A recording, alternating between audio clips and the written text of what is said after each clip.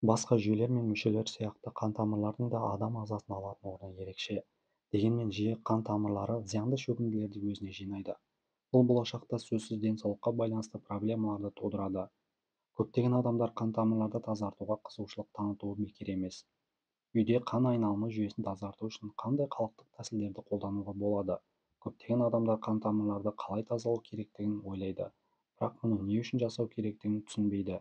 Бүгінгі видеода қан тамырды тазалаудың бірнеше тәсілдерін ұсынамын, және видеоны соңына дейін көріп, арнаға жазылуыңызды сұраймын.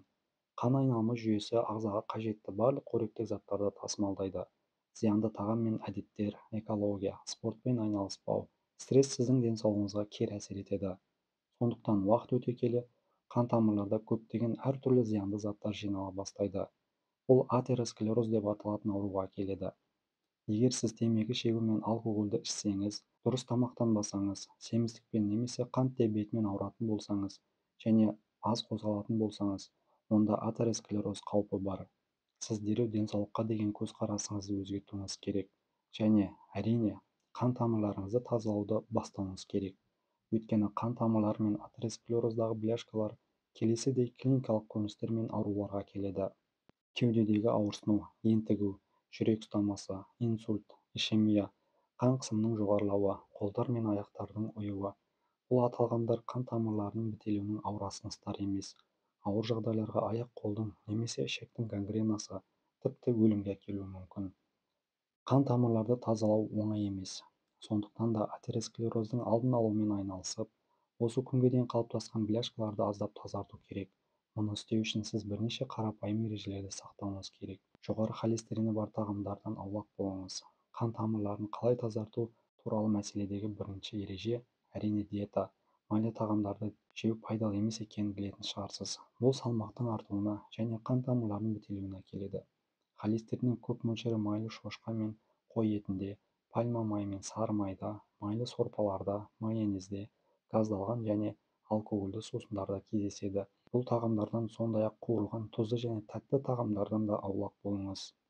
Диета бляшканың айтарлықтай төмендеуіне және қан тамырларының жағдайының жақсаруына әкеледі. Спортпен айналысу. Спортпен айналысу үшін арнайы жаттығу залына бару міндетті емес. Дүниежүзілік денсаулық сақтау ұйымы ересектерге аптасына шамамен 150 минут жаттығумен айналысуды ұсынады. Қан тамырларын тазарту үшін хирургиялық операциялардан кейін де жеңіл спортпен айналысуға болады және қажет. Сондықтан өзіңізге ұнайтын нәрсені табыңыз. Холестеринді үнемі тексеріп тұрыңыз. Алдын алу ең жақсы дәрі, сондықтан жылына бір рет арнайы талдаудан өту міндетті болып табылады. Егер холестерин деңгейі жоғарыласа, дәрігермен кеңесіңіз. Ол сізге аурудың бастапқы кезеңдерінде қан тамырларын қалай тазару керектігін айтып береді. Қан тамырларын тазартуға арналған халықтық рецепттер. Дәстүрлі әдістермен емдеу кезінде мамандармен де кеңесуді ұмытпаңыз. Сықыр тұқымынан алынған кесел.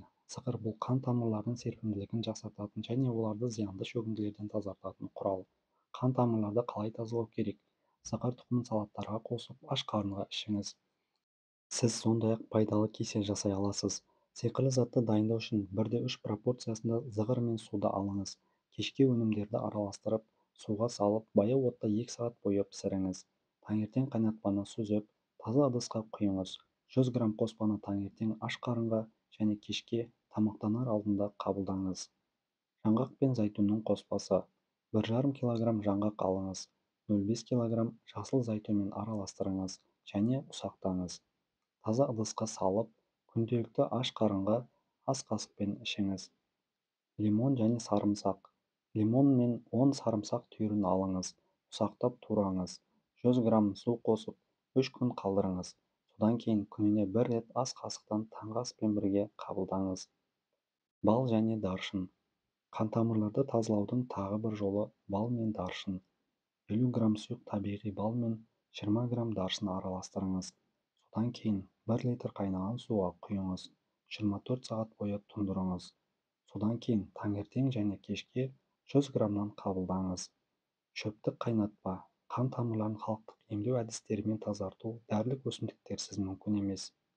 Сізге өлмейтін гүл, қайың бүршіктері, түймедақ және мың жапырақ қажет болады.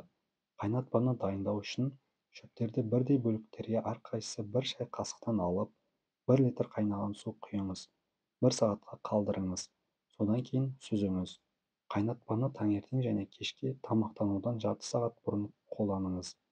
Дәстүрлі әдістермен емдегенде де мамандармен кеңесуді ұмытпаңыз. Құрметті көрермендер, видео ұнаған болса лайк басып, коммент қалдырыңыз. Каналға тіркелмеген болсаңыз тіркелуіңізді сұраймын. Мені қолдағаныңызға мың алғыс. Дендеріңіз сау болсын.